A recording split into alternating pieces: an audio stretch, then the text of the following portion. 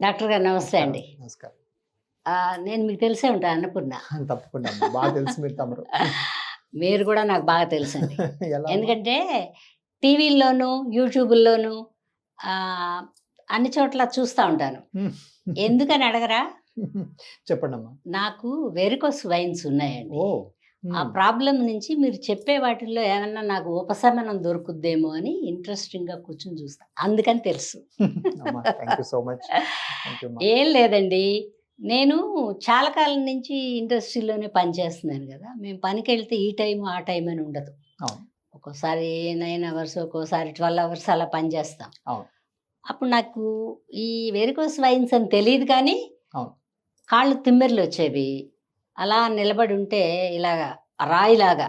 అవును. అదొక రాయి, ఇదొక రాయి కాళ్ళకి కట్టుకున్నానేమో అన్నట్టు నా కాళ్ళే. అవును. అలా ఇబ్బంది పడేదాన్ని. అవును.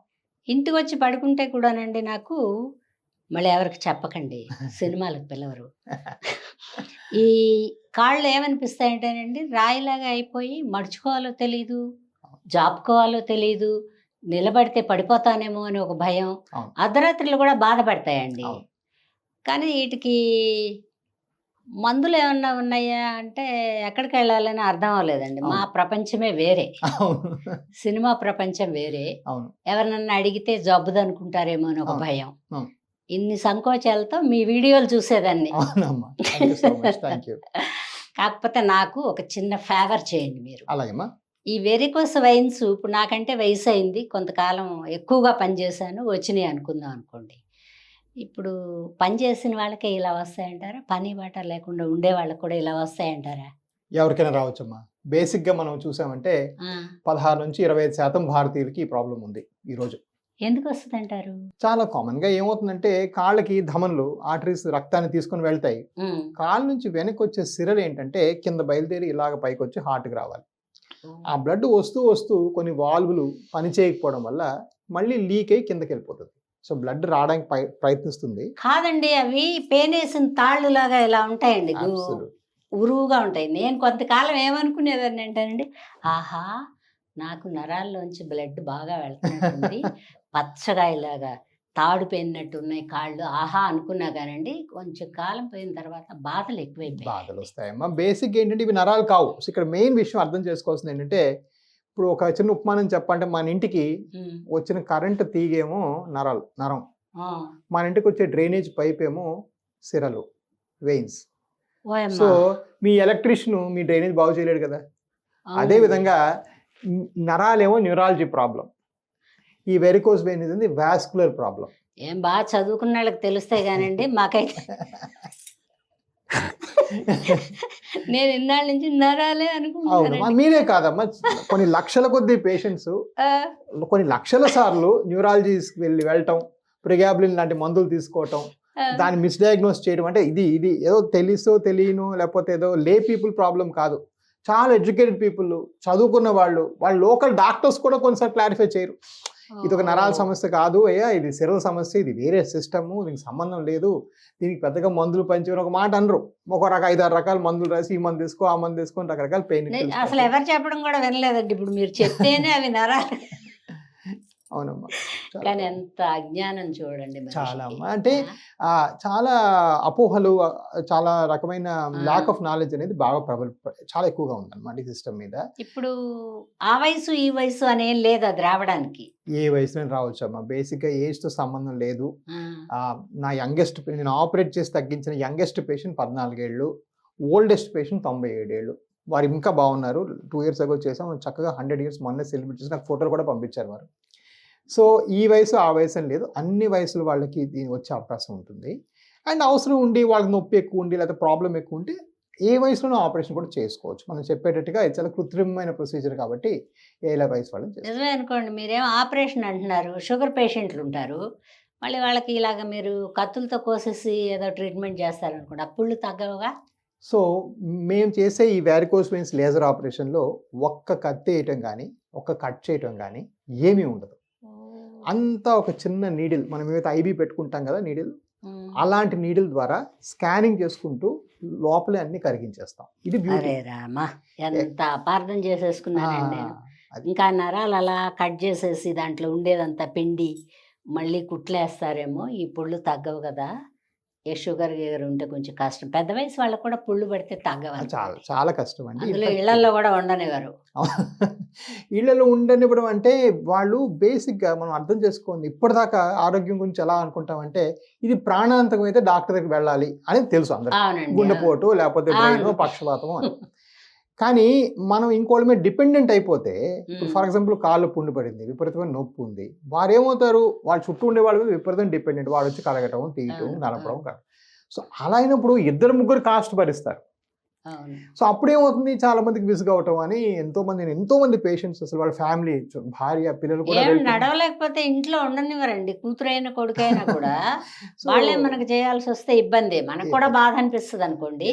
మన సోషల్ కల్చర్ మారిపోయింది కదా, అందరూ న్యూక్లియరే, అందరూ అవును. ఒకళ్ళే, భార్యాభర్తలు అందరూ పని చేసుకుంటున్నారు. సో ఎక్కడ కూడా ఎవరికి టైం ఉంది, వీళ్ళ కింద వచ్చి పెద్దవారో చిన్నవారైనా కూడా వాళ్ళకి పుళ్ళు కాళ్ళు నొప్పులు ఇవన్నీ ఉంటే చేయడానికి ఎవరికి టైం లేదు, ఎవరికి టైం. సో ఇది ఎవరు డిపెండింగ్ ఉండాలి. ఇప్పుడు నేను చేయించుకోవడానికి వచ్చాను అనుకోండి, ఇంకో మనిషి ఎవరైనా సహాయం ఉండాలండి. అస్సలు అక్కర్లేదమ్మా. పొద్దున్న వస్తే మా ఆ. లేజర్ ఆపరేషన్ కానీ చేసే డాక్టర్ మంచి ఎక్స్పీరియన్స్ ఉండి సమంగా చేస్తే మీరు పొద్దున్న వస్తే మా హాస్పిటల్ అందరికీ మధ్యాహ్నం 1 గంటకి ఇంటికి పంపించేస్తాం. మా హాస్పిటల్ 5 గంటలకు మూసేస్తాం.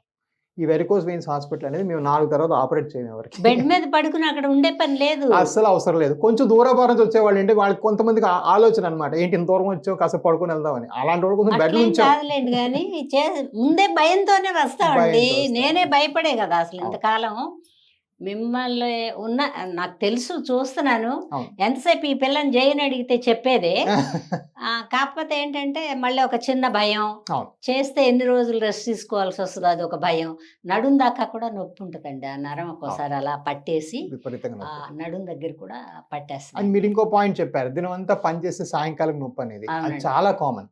సో మీరు కూర్చొని విశ్లేషించారంటే మీరు యాక్టివిటీ ఏం చేస్తున్నారు, రోజంతా కూర్చొని యాక్టింగ్ చేస్తున్నారు. కూర్చుని ఎక్కడ అది కుదురుతుందండి, రోజంతా నిలబడే. రోజంతా నిల్చుకొని ఆ, యాక్టింగ్ చేస్తారు. అవును, అదే విధంగా ఇప్పుడు షాప్ కీపర్ ఉంటాడు, అవును, తను కూడా రోజంతా కూర్చొని ఏదో వ్యాపారం అవునండి. చేసుకుంటాడు. వాళ్ళకి మరీ కష్టం. బండ్లు పెట్టుకుని ఉండేవాళ్ళు, మాకన్నా ఎవరన్నా కుర్చీ వేస్తారు, వాళ్ళకి ఎవరు వేస్తారండి పాపం. హాస్పిటల్లో సిస్టర్లు, నర్సులు, మా డాక్టర్లు, మీడియా వాళ్ళు, సాఫ్ట్వేర్ వాళ్ళు అప్పుడు కూర్చొని అలా కాలు అలాడేసుకుంటారు. సో అవును. రోజంతా కొంచెం నడక అవసరం ఉంటే నడక అవసరం పడి నడిచే వాళ్ళు కొంచెం రిలీఫ్ వస్తుంది నడక వల్ల, ఎందుకంటే మసిల్స్ కంట్రాక్ట్ అవుతాయి. సో ఇలా నిల్చునే వృత్తులు చేసుకునే వాళ్ళు చాలా కామన్. మనం ఓ. కూర్చొని చూసామంటే ఆల్మోస్ట్ ప్రతి పెద్ద సినిమా ఫీల్డ్లో కూడా చాలా మంది వారికోస్ వెయిన్స్ ఆపరేషన్ చేసుకున్న వాళ్ళు చాలా మంది బాగు చేసిన వాళ్ళ సందర్భాలు చాలా ఉన్నాయి. అఫ్ కోర్స్ ఓ, పెద్దవాళ్ళు మా వాళ్ళు కొంతమంది ఇలాగేంటో బాగా కష్టపడి ఇలా లాగి తొడుగుతారండి. వాటి స్టాకింగ్స్ అంటారు, తొడుగులవి. ఆహా, ఆ తొడుగులు నేనేంటి అబ్బాయి వేసుకుంటున్నారు, ఆడకూడదు కదండి, బాగుండదని. ఏంటి అబ్బాయి వేసుకుంటున్నారు, సాయంత్రం వరకు అంటే అవును. మేమున్నంతసేపు వాళ్ళు ఉంటారు, అంతవరకు కూడా ఉంచుకుంటారండి. సో దీనిమంతా కొంతమందికి తొడుగులు ఇస్తారు. బ్లడ్ సర్క్యులేషన్ ఆగిపోద్దేమో అన్నంత టైట్ గా లాగుతారండి, నేను చూశాను. తొడుగులు టైట్ గా కండరాలను పట్టుకుంటేనే పనిచేస్తాయి. కాకపోతే ఏంటంటే ఆ తొడుగులు లైఫ్ లాంగ్ చాలా మంది వేసుకోలేరు. కనీసం మీకు ఏదైనా ఒక ఏసీ రూమ్, ఏసీ వ్యాన్ అన్న ఉంటుంది. ఇప్పుడు ఫర్ అవునండి, ఎగ్జాంపుల్ ఒక ఉంటది. మార్కెటింగ్ అబ్బాయి ఉంటాడు, వాడు వెళ్ళి 10 దగ్గర మందు అమ్ముకోవాలి. వాడు బైక్ వేసుకొని ఎక్కడ మార్కెటింగ్, విజయవాడలో ఏం తొడుగులు వేసుకుంటాడు. సో తొడుగులు అనేది ఏంటంటే ఒక very early stage varicose veins లో పనిచేస్తాయి. ఓహోహోహో. అవి నైలాన్తో చేయబడతాయి. సో అదేంటంటే ఒక 40 డిగ్రీల టెంపరేచర్ ఉండి విపరీతం చెమటలు ఎక్కే దగ్గర అసలు అవి పనిచేసే అవకాశం కూడా లేదు. సో చాలాసార్లు ఏంటంటే ఇండియాలో తొడుగులు అనేది బాగా మిస్లీడ్ అయిపోయి, అంటే అసలు అది దాని మీద పెద్ద ప్రయోజనం ఉండదు, చాలా దగ్గర ప్రయోజనం ఉండదు వాటి వల్ల. అయితే చేయించుకోవడం బెటర్ అంటారు. ఆల్మోస్ట్ ఇండియాలో 99% ఇండియాలో ఎవరైతే వస్తారో వాళ్ళు చాలా లేట్గా వస్తారు ఈ ప్రాబ్లంతో. వాళ్ళు చేసుకుంటేనే బాగవుతారు, లేజరో ఏదో చేసుకుంటేనే బాగవుతారు. ఎందుకంటే వాళ్ళు వచ్చేటప్పటికే చాలాసార్లు కొంచెం నొప్పులు ఉండవు, సహజమేలే, వయసు వల్ల నొప్పులు వచ్చాయి, షుగర్ వల్ల నొప్పులు వచ్చాయి, ముదిరిపోయిన ఇది దాకా ఏం ఎవరు తెలియదు. రారు పెద్దగా. వాళ్ళకి అంత అవగాహన ఉండదు. నేనే మీకు ఉదాహరణ. ముదిరిపోయిన దాకా డాక్టర్ గారి దగ్గరికి వెళ్ళాలి, ఇవి చూపించాలి అనే జ్ఞానమే కలగలేదు. అది కూడా మొన్న ఏదో ఆ పిల్ల ఏదో మాటల్లో వస్తే చెప్తే, ఎందుకమ్మా అంత కష్టపడుతున్నారు, ఇలాగ పలానా చోట చిరంజీవి గారి బ్లడ్ బ్యాంక్ బ్లడ్ బ్యాంక్ పక్కన ఒక హాస్పిటల్ ఉంది, ఒకసారి ఊరికి జస్ట్ వెళ్ళి చూపించండి అంటే, సరే కానీ అనుకుని వచ్చాను. ఇప్పుడు చేయించుకుంటే కూడా వెళ్ళి పని చేసుకోవచ్చు నెక్స్ట్ డే నుంచి. సేమ్ డే నుంచి ఉద్యోగం చేసుకోవచ్చు, పని చేసుకోవచ్చు. నేను అమెరికాలో చేసేవాడిని ఇంతకుముందు. ఓకే అండి. నేను అమెరికాలో అయితే మేము హాస్పిటల్లో థియేటర్లో కూడా తీసుకెళ్ళాం. ఆ. ఓపీ రూమ్ డాక్టర్ అక్కడే చేసేసేవాళ్ళం. ఇండియాలో కొంచెం క్లీన్గా ఉంచాలని థియేటర్కి తీసుకెళ్ళి జాగ్రత్తగా చేసి తీసుకొస్తాం. ఓ. యాక్చువల్గా ఫారిన్ కంట్రీస్లో ఎవరు అసలు మీకు ఆపరేషన్ రూమ్ కూడా తీసుకెళ్ళక్కర్లా. అసలు కొయ్యటాలు అట్లంతా ఏం అసలు లేదు. ఒక సింగిల్ కోత ఇప్పుడు నేను 20,000కి మించి చేశాను. మా హాస్పిటల్లో కుట్టు థ్రెడ్ ఎక్కడ ఉంటుందో తెలియదు ఎవరికి. 20,000కి మించి ఆపరేషన్ చేశాను. కనీసం ఆ కుట్టే థ్రెడ్ ఎక్కడ ఉందో ఎవరికి తెలియదు. మన ఎవరు దెబ్బ తగిలి కింద పడి వస్తే కుట్లేయాలంటే ఎక్కడెక్కడ ఎదుగుతున్నారు మా స్టాఫ్. ధనవంతులు అంటే చేయించుకుంటారు అనుకోండి, కొంచెం మిడిల్ కొంచెం డబ్బు తక్కువ ఉండే వాళ్ళకి కూడా చేయించుకునే అవకాశం ఏమన్నా ఉంటుందంటారు. ఉంది చాలా బాగా ఉంది. బేసిక్ ఏంటంటే కొన్ని పాత కారణాల వల్ల ఇక గవర్నమెంట్ కొంచెం మీకు తెలియదే ఉంది, గవర్నమెంట్ సిస్టమ్ చాలా స్లోగా ఉంటుంది కాబట్టి ఈ ఆరోగ్యశ్రీలో కానీ ఈ ఆయుష్మాన్ భారత్లో కానీ ఇంకా ఇది స్కీమ్లో పెట్టలా ఈ లేజర్ అనేది. కానీ మా వ్యవస్థలో ఏంటంటే చాలా మందికి మాకు మంచి క్లోజ్ కనెక్షన్ సీఎం రిలీఫ్ ఫండ్లో కానీ లేకపోతే ఏదో ఎమ్మెల్యే ఫండ్లో కానీ అలా పెట్టుకుని చేయించుకోవచ్చండి. చేయించేసుకోవచ్చు. మరి ఏం లేదంటే అందరికి ఎవరో మనకు తెలిసిన వాళ్ళకి చెప్పడం కోసం కూడా అడుగుతున్నాను. నా కోసం పర్వాలా, నేను ఏదో కొంచెం మీరు ఉభయ రాష్ట్రాల్లో ఏంటంటే మన హాస్పిటల్ లెటర్ హెడ్ నుంచి ఏ సీఎం ఆఫీస్కి ఉత్తరం వెళ్తే ఆ సీఎం ఆఫీస్ కూడా మనకు అంత రెస్పెక్ట్ ఇచ్చి వాళ్ళకి వెంటనే గ్రాంట్ ఇస్తారు. ఎందుకంటే ఉభయ రాష్ట్రాలు ఎవరు లేరమ్మా చేసి సీఎం రిలీఫ్ ఫండ్ నుంచి ఇస్తారండి ఈ ఆపరేషన్. అద్భుతంగా వస్తుంది. లేదండి చాలా మంది బాధపడతారు కానీ అంటే డబ్బులు ఎక్కువ అయిపోతాయి, తర్వాత పని మానేసుకుని ఉండాల్సి వస్తుందేమో, ఇట్లా అంతా ఉంది. పని మానేసే అవసరం లేదంటే ఆ పరమాత్ముడికి దండం పెట్టుకుని రావచ్చు. అందరూ ఉద్యోగం సేమ్ డే నెక్స్ట్ డే వెళ్ళిపోవచ్చు. ఏం ఇబ్బంది ఉండదంటారు గ్యారెంటీ. ఒక కట్ చేయడం కానీ కుట్టేయడం కానీ మత్తు తీయడం కానీ ఉండదు. ఎన్ని సంవత్సరాలకు ఒకసారి రావాలి మీ దగ్గరికి? ఆపరేషన్ సరిగ్గా జరిగితే ఏం అక్కర్లేదమ్మా, ఎందుకు రావటం. అవునా? సో ఇక్కడ రెండు విషయాలు. నేను ఇక్కడ కూర్చొని ఏదో అతిశయోక్తిగా నేను ఆపరేషన్ చేస్తే 100% సక్సెస్ అవుతుందని చెప్పను. ఓకే, 98%లో ఈ ఆపరేషన్ ఒకళ్ళిద్దరు పర్వాలేదు, ఈ 90% ఎవరైతే ఉన్నారో చెప్పిన ఇన్స్ట్రక్షన్స్ ఫాలో అయ్యి వాడు మరీ అడ్వాన్స్ కాకుండా కొంచెం మీడియం రేంజ్లో వచ్చారంటే వాళ్ళు మళ్ళీ తిరిగి మా వైపు మొహం కూడా చూపించక్కర్లేదు. మీడియం రేంజ్ లో అంటే చూపించక్కర్లేదు, కొంచెం ముదిరిపోతే ఇంకోసారి రావాల్సి వస్తుందా? పుళ్ళు పడితే ఒకటి 2 సార్లు డెఫినెట్ గా పుళ్ళు పడతాయండి. కాళ్ళలో పుళ్ళు పట్టడానికి షుగర్ కాదు. అయ్యో దేవుడా, కాళ్ళల్లో పుళ్ళు పడడానికి most common causes varicose veins, not sugar, not diabetes, nothing. Most common కాళ్ళలో పుళ్ళు పడడానికి కారణం వారికోస్ వెయిన్స్. దురదృష్టవశాత్తు 1% భారతీయులకి 1% ఇండియన్స్కి కాళ్ళలో పుళ్ళు పడింది ఈ రోజు. అంటే 1.3 బిలియన్లో 1% హ్యాస్ వూండ్స్ టుడే. సో వీళ్ళకి ఏంటంటే ఈ పుండు పడింది అంటే కనీసం ఇటు 10-15 ఏళ్ళ విషయాన్ని నెగ్లెక్ట్ చేస్తేనే పడతాయి. అలాంటి విషయం ఉన్నప్పుడు డెఫినెట్గా 4-5 సార్లు రావాల్సి వస్తుంది ఆపరేషన్ తర్వాత. అది కూడా తగ్గించేస్తాం, అది కూడా పూర్తిగా అదే. అంటే ఇప్పుడు ఒకవేళ నేనంటే పర్వాలేదు అనుకోండి, 1-2 సార్లు మీ దగ్గర పోట్లాడో దెబ్బలాడో చేయించుకుంటా అనుకోండి, అలాగా ఎవరో ఎక్కడి నుంచో రావాలనుకోండి, వాళ్ళకి ముందే చెప్తారా పలానప్పుడు రావాలని? తప్పకుండా నేను ముందే చెప్తాను, బాబు ఇది చేస్తాను, నీకు ఇది తర్వాత నా మొహం చూడక్కర్లేదు, మళ్ళీ బాబు ఇది చేస్తాను, నీకు కొంచెం ప్రాబ్లం ఉంటుంది ఎందుకంటే నువ్వు లేట్గా వచ్చావు, నువ్వు 4 సార్లు 5 సార్లు రావాలి, వచ్చినప్పుడు పలానా టైం ఈ పలానా ఫోన్. నాకు ఒక అడ్వాంటేజ్ ఏంటంటే నాకు ఆంధ్రాలోనే 15 బ్రాంచులు ఉన్నాయి.